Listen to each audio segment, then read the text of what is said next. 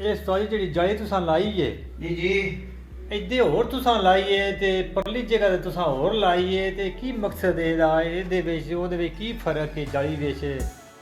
ਇਹਦੇ ਵੇਦੇ ਪਏ ਉਹਦਾ ਪੂਰੀ 6 ਇੰਚ ਦੀ ਚਾਲੀ ਲੱਗ ਗਈ ਹੈ ਜੀ ਆ ਇੱਥੇ ਗੁੰਜਾਇਸ਼ ਆਈ ਸਾਡੇ ਕੋਲ ਜੀ ਆ ਵੇਦੇ ਪਏ ਉੱਤੋਂ ਬਰਾਬਰ ਹੋ ਗਈ ਹੈ ਜੀ ਆ। ਉੱਤੇ ਅਸੀਂ ਚੜ ਪੇ ਲਾਂਗੇ ਆ ਜੀ ਆ ਇਹ ਬਿਲਕੁਲ ਆਈ ਬੇਹਤਰੀਨ ਉੱਤੋਂ ਬਰਾਬਰ ਆਈ ਹੈ ਥੱਲੇ ਗੁੰਜਾਇਸ਼ ਸਾਡੇ ਕੋਲ ਆਈ ਅਸੀਂ ਕਲੀਅਰ ਕਰ ਦਿੱਤੀ ਹੈ ਅੱਛਾ ਉਹਦੇ ਵਿੱਚ ਸਾਡੇ ਕੋਲ ਗੁੰਜਾਇਸ਼ ਕੋਈ ਨਾ ਅਸੀਂ ਉੱਤੇ ਨਿੱਕੀ ਜਾਲੀ ਲਾ ਦਿੱਤੀ ਹੈ ਜੀ ਆ ਮਜ਼ੀਦ ਇਹ ਪੈਰ ਪਟ ਕੇ ਸਾਰੇ ਪਿੱਛੋਂ ਦਵੇ ਸੋ ਢਾਲ ਬਣਾਈ ਹੈ ਉਹਦੀ ਗੁੰਜਾਇਸ਼ ਹੈ ਵੇ ਮੁਤਬਾਦਲ ਹਾਲ ਜਿਹੜਾ ਉਹ ਖੜਨਾ ਚਾਹੀਦਾ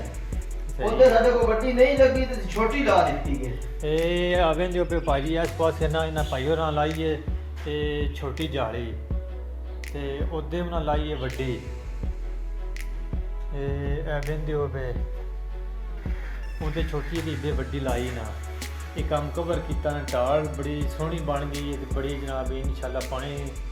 ਸਹੀ ਜਾ ਸੀ ਨਾਲ ਸੀਟ ਲਾਈ ਹੈ ਤੇ ਉੱਤੇ ਵੀ ਚਾਟ ਲਾਈ ਲੁਕਾ ਹੋਇਆ ਵੀ ਸੀਟ ਲਾਈ ਹੈ ਇਹ ਆਵੇਂ ਦੇ ਉੱਪਰ ਸੀਟ ਲਾਈ ਨਾ ਜਨਾਬ ਦੀ ਸਾਰੀ ਇਹਦੇ ਉੱਪਰ ਸਾਫ ਸੁਥਰੀ ਕੋਈ ਗੰਦੀ ਛੱਡੀ ਨਹੀਂ ਬੇਹਤਰੀਨ ਕੰਮ ਸੁਥਰਾ ਕੰਮ ਹੋਇਆ ਕੰਮ ਹੈ ਭਾਈ ਬੜਾ ਸੋਹਣਾ ਕੰਮ ਕਰਦੇ ਨੇ ਤੇ ਇਹਨਾਂ ਦਾ ਸਾਹ ਵੀ ਬੜੀ ਦੂਰ ਇਲਾਕੇ ਦੇ ਨੇ ਚੀਚਾ ਪਤਨੀ ਦੇ ਤੇ ਇਹਨਾਂ ਜਾਂ ਵੀ 6 ਸਾਲ ਵਿੱਚ ਇਹਨਾਂ ਜਾ ਸਿੱਖੀ ਹੈ ਤੇ ਬੜਾ ਸੋਹਣਾ ਇਹ ਕੰਮ ਕਰਦੇ ਨੇ ਤੁਸੀਂ ਆਓ ਕੱਦੂਆ ਚਾਟ ਜਿਹੜੇ ਇਹ ਆਵੇਂ ਦੇ ਉੱਪਰ ਸਾਧ ਵੀ ਜਨਾਬ ਜੜਾ ਦਾਲ ਲੱਗੇ ਹੋਏ ਨੇ ਕੰਮ ਬੜਾ ਹੀ ਸੋਹਣਾ ਕਰਦੇ ਨੇ ਆਵੇਂ ਦੇ ਉੱਪਰ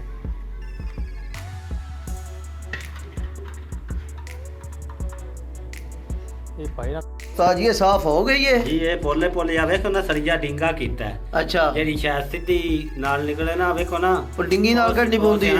ਉਹ ਸਿਆਣੇ ਆਦ ਨਾ ਜਿਹੜਾ ਕਿ ਉਹ ਸਿੱਧੀ ਉਂਗਲੀ ਨਾਲ ਨਿਕਲੇ ਉਹ ਡਿੰਗੀ ਕਰਨੀ ਚਾਹੀਦੀ ਹੈ ਅੱਛਾ ਉਹਦੇ ਨਾਲ ਵਾਲ ਨਿਕਲਦਾ ਹੁਣ ਠੀਕ ਹੈ ਆ ਵੇ ਦੋ ਸਰੀਆ ਡਿੰਗਾ ਕਰਕੇ ਤੇ ਵਿੱਚੋਂ ਫੇਰ ਇਹ ਹੁਣ ਬਿਲਕੁਲ ਸਾਫ ਨਾ ਕਰ ਛੱਡੀ ਜੀ ਆ ਹੈ ਜੀ ਆ ਕੋਈ ਪੀ ਟਰੈਪ ਟੁੱਟਿਆ ਤੇ ਕੋਈ ਨਹੀਂ ਨਹੀਂ ਬਚ ਹੈਂ? ਗਿਆ ਅੱਲਾ ਕੀ ਬਚ ਗਿਆ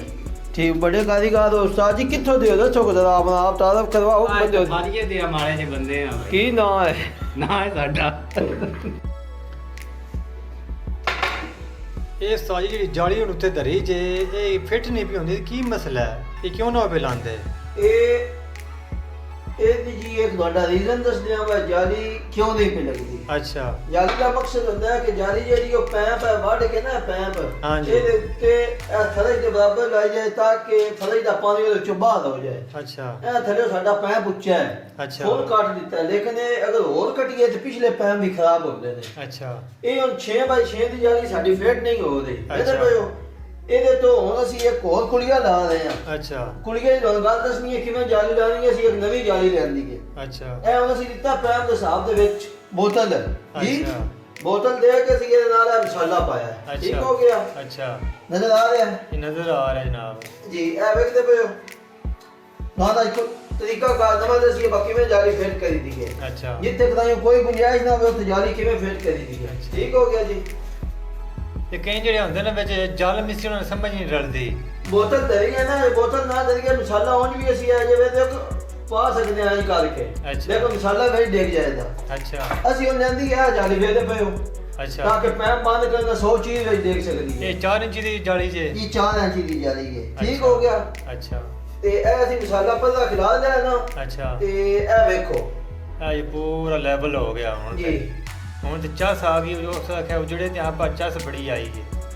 ਇਹ ਚੈੱਕ ਕਰ ਲਿਓ ਲੱਗ ਗਈ ਹੈ ਇਹ ਪੂਰਾ ਬਿਲਕੁਲ ਸਾਡੀ ਫਰਕ ਬਰਾਬਰ ਹੁਣ ਇਨਸ਼ਾਅੱਲਾ ਤਾਲਾ ਸਾਡਾ ਪਾਣੀ ਉੱਪਰ ਨਹੀਂ ਲੱਗਾ ਹਾਂਜੀ ਇਹਦਾ ਕੁਲੀਆ ਇਹ ਵੇ ਕਿ ਇਹ ਜਾਲੀ ਨਾ ਲੱਗੇ ਤੁਹਾਡੇ ਕੋਲ ਤੁਸੀਂ ਉਹ ਜਾਲੀ ਲਾ ਸਕਦੇ ਹੋ ਸਹੀ ਹੈ ਠੀਕ ਹੋ ਗਿਆ ਠੀਕ ਹੋ ਉਹ ਮਸਾਲੇ ਵਿੱਚ ਹੀ ਤੇ ਟਾਇਰ ਵਿੱਚ ਹੀ ਕਵਰ ਹੋ ਜਾਂਦੀ ਹੈ ਅਗਰ ਇਹ ਕਵਰ ਨਾ ਹੁੰਦੀ ਪਈ ਹੋਵੇ ਸਹੀ ਹੈ ਓਕੇ ਹੋ ਗਿਆ ਪਰਫੈਕਟ ਹੋ ਗਿਆ ਮੈਂ- ਵਿੱਚ ਮਸਾਲਾ ਵੀ ਕੋਈ ਨਹੀਂ ਡਿੱਗਿਆ ਬਿਲਕੁਲ ਜੀ, ਠੀਕ ਹੋ ਗਿਆ। ਜੀ ਠੀਕ ਹੋ ਗਿਆ